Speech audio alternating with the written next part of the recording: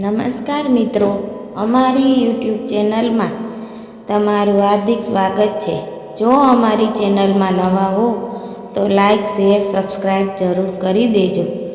તો આજે આપણે એક સરસ મજાની કહાની વિશે જાણીશું। તો ચાલો આપણે શરૂ કરીએ આજની આ કહાની। પૂરી સાંભળવા નમ્ર વિનંતી। વ્રતની વિધિ। શ્રાવણ વદ પાંચમના દિવસે આ વ્રત કરવામાં આવે છે। આ વ્રત કરનારે સવારે વહેલા ઉઠી નાહી ધોઈ પાણિયારા પર નાગનું ચિત્ર દોરી ઘીનો દીવો કરી પૂજા કરવી। ત્યારબાદ બાજરીના લોટની ઠંડા ઘીમાં ચોળેલી કુલેરનું નૈવેદ્ય ધરાવવું અને એકટાણું કરવું। એમાં આગલા દિવસે પલાળેલા મઠ, મગ, બાજરી સાથે કાકડી અને અથાણું ખાઈ શકાય। આ વ્રત કરવાથી ઘરમાં અવારનવાર થતા ઝઘડા નાશ થાય છે અને સંપ વધે છે। નાગ દેવતાની કૃપાથી ધન ધાન્યનો ભંડાર અખૂટ રહે છે। વ્રત કથા। એક ગામમાં એક ડોશીમાં તેના 6 દીકરા અને વહુઓ સાથે રહેતા હતા। તેમાંથી 5 વહુને માતા પિતા હતા, પિયર હતું, પરંતુ નાની વહુ રાધાને પિયરમાં કોઈ ન હતું। આથી બધા તેને નપીરી કહી મેણા મારતા હતા। તેની પાસે સાસુ અને જેઠાણીઓ ખૂબ કામ કરાવતી હતી। તેને પૂરતું ખાવા પણ આપતા ન હતા। ભાદરવો મહિનો આવ્યો, ઘરમાં ખીર બની હતી। ઘરમાં બધાએ પેટ ભરીને ખીર ખાધી, પરંતુ કોઈને નાની વહુ સાંભળી નહીં। આ દિવસોમાં તે ગર્ભવતી હતી, આથી તેને ખીર ખાવાનું મન થયું હતું। સાસુએ તેને તપેલીમાં જે હોય તે ખાઈ વાસણ માંજવાનું કહ્યું। રાધાએ રસોડામાં આવીને જોયું તો ખાવાનું કાંઈ ના મળે। ખીરની તપેલીમાં બાજેલા પોપડા સિવાય બીજું કંઈ ન હતું। આથી તે નિરાશ થઈ ગઈ। છતાં પણ તપેલીમાંથી પોપડા ઉખાડી એક કપડામાં ભેગા કરી મૂકી રાખ્યા। તેને એમ કે વાસણ માંજી લીધા પછી નિરાતે ખાઈશ। હવે બન્યું એવું કે ઝાડ નીચે કપડામાં ભેગા કરી તેણે પોપડા રાખ્યા હતા, તે એક નાગણ આવી ખાઈ ગઈ। તે પણ ગર્ભવતી હતી। થોડી વારમાં વહુ વાસણ માંજી ઝાડ પાસે ગઈ તો કપડામાંથી પોપડા ગાયબ હતા। નાગણ આ બધું ઝાડ પાછળ સંતાઈને જોતી હતી। તેના મનમાં એમ કે હમણાં મને ગાળો આપશે, પરંતુ તેને આશ્ચર્ય થયું। આ વહુ એમ બોલી કે જેણે ખાધા હોય તેનું પેટ ઠરજો। આ સાંભળી નાગણ ખુશ થઈ ગઈ અને મનુષ્ય સ્વરૂપમાં દર્શન આપતા કહ્યું, બહેન, તને કઈ વાતનું દુઃખ છે? જવાબમાં રાધાએ પોતાનું દુઃખ વ્યક્ત કરતા કહ્યું કે માં, મારા પિયરમાં કોઈ સગું નથી, એટલે મને સૌ મેણા મારે છે। વળી થોડા દિવસોમાં મારો ખોળો ભરાવાનો છે। મારે કોઈ ભાઈ નથી, હું કોને ખોળો ભરવા બોલાવું? આટલું બોલતા તેની આંખોમાં આંસુ આવી ગયા। નાગણનું દિલ દ્રવી ઉઠ્યું અને કહ્યું કે તું રડીશ નહીં। તારે જરાય ચિંતા કરવાની જરૂર નથી। તારો ખોળો જ્યારે ભરવાનો હોય ત્યારે એક કંકોત્રી મારા રાફડા પાસે મૂકી જજે। આ સાંભળી વહુ ખુશ થઈ ગઈ। થોડા દિવસ પછી વહુને ખોળો ભરવાનો દિવસ આવ્યો। જેઠાણીઓ નાની વહુને મેણા મારવા લાગી કે પિયરમાં તો કાળું કૂતરું નથી, તો પછી એને ખોળો શેનો ભરવાનો હોય? આ સાંભળી નાની વહુ દુઃખી થઈ ગઈ અને સાસુને કહ્યું કે મારા પિયરમાં દૂરના એક સગા છે, મારે તેમને કંકોત્રી મોકલવી છે। સાસુએ ના છૂટકે મોટી વહુ પાસે એક નાની ચબરખી લખીને નાની વહુને આપી। નાની વહુ ખુશ થતી કંકોત્રી લઈ રાફડા પાસે પહોંચી અને ત્યાં મૂકી પ્રાર્થના કરી ઘરે પરત ફરી। ખોળો ભરવાનો સમય થયો એટલે જેઠાણીઓ અંદરો-અંદર મસ્કરી કરતા કહેવા લાગી કે આજે તો નાની વહુ તરફથી આપણને પહેરામણીમાં ખૂબ સરસ ઘરેણાં વસ્ત્રો મળવાના છે। તેના પિયરવાળા ગાડું ભરીને બધું લાવવાના છે। નાની વહુ આ સાંભળી નિરાશ થઈ ગઈ અને મનોમન નાગ દેવતાને પ્રાર્થના કરવા લાગી।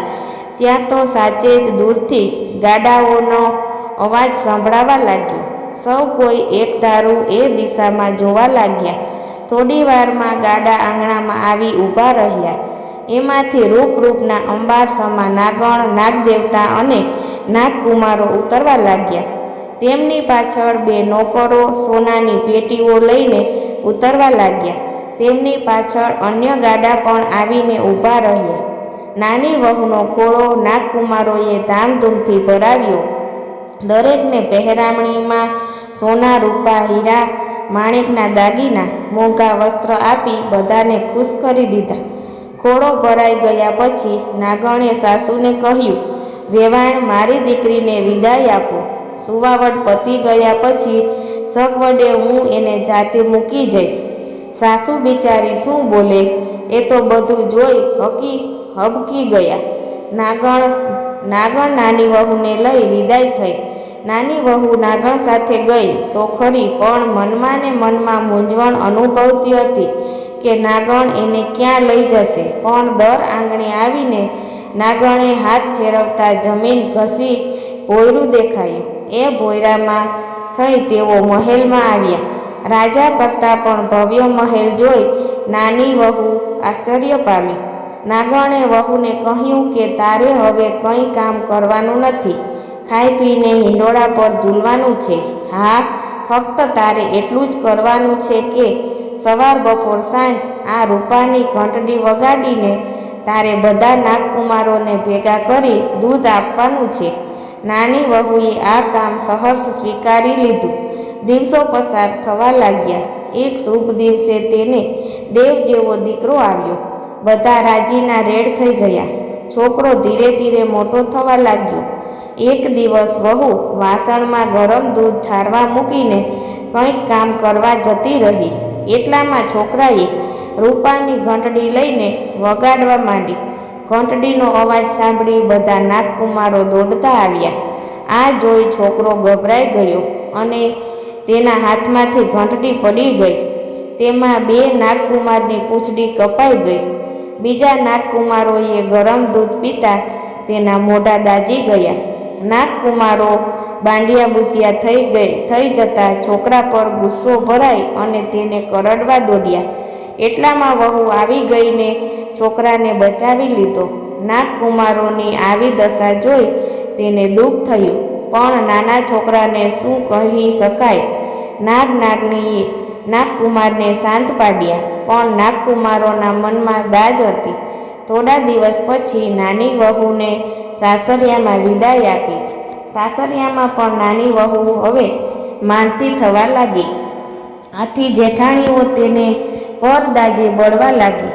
બીજા બાજુ નાગકુમારો પણ નાની વહુના છોકરાઓ પર દાજે ભરાયા હતા. આથી તેને કરડવા માટે તેના ઘરે આવી છુપાઈ ગયા. એટલામાં નાની વહુ પાણીનું બેડું ભરીને આવી. ઉંબરામાં તેને ઠેસ આવતા તે બોલી ઉઠી કે ખમ્મા મારા બાંડિયા બુચિયા વીરાને. આ સાંભળી નાગકુમારોને વિચાર આવ્યો કે બહેન કેટલી સારી છે, હજી પણ આપણને યાદ કરે છે. આવો તેઓને 2-3 વાર અનુભવ થયો. બહેનોનો પ્રેમ જોઈ નાગકુમારોએ છોકરાને કરડવાનો વિચાર માંડી વાળ્યો. એક દિવસ નાની વહુના છોકરાએ જેઠાણીના દૂધની તાંબડી ઢોળી નાખી. આથી ગુસ્સે થઈ તે બોલી, અમારું દૂધ ઢોળવાથી તમારા હાથમાં શું આવ્યું? તેમ તો મોટા ઘરના છો, એટલે કાલે ગાયો ભેંસો વસાવી શકશો, પણ અમે ક્યાંથી લાવી શકવાના હતા.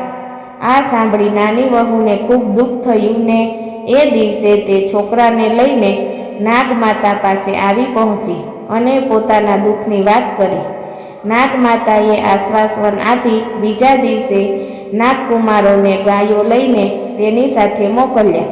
તેમાંથી કેટલીક ગાયો જેઠાણીને પણ આપી. આથી તેઓ ખૂબ ખુશ થઈ આખા ઘરમાં આનંદ છવાઈ ગયો. હે નાગદેવતા, નાની વહુને ફળ્યા તેવા સૌને ફળજો.